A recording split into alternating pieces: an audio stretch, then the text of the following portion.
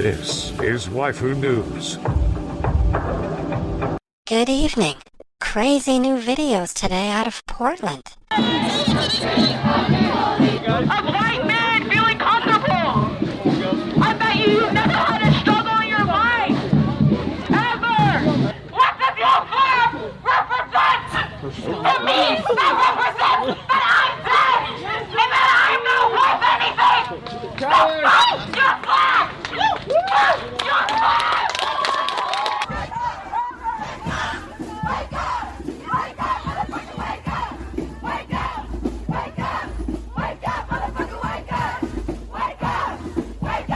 Screaming at white people just for being white.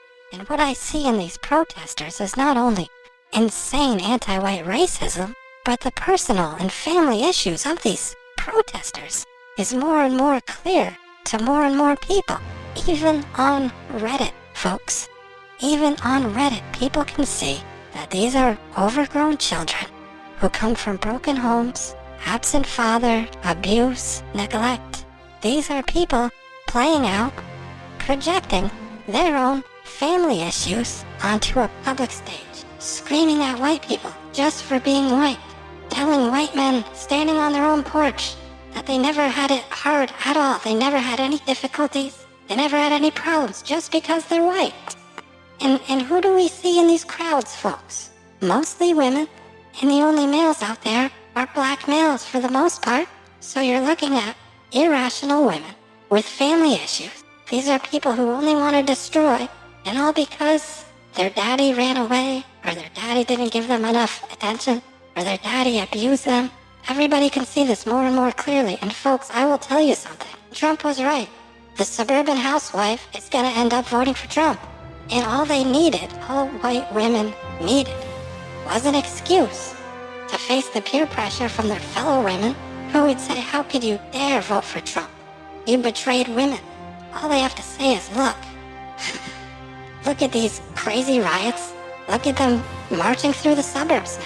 That's all they need to say. All they needed was an excuse.